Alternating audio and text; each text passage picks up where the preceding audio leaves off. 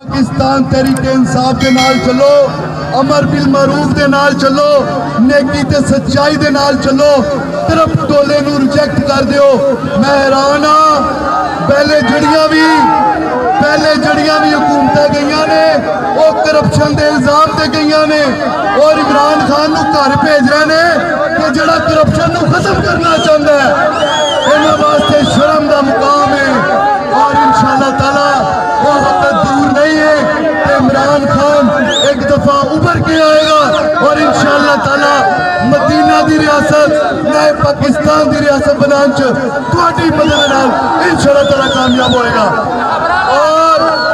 और एक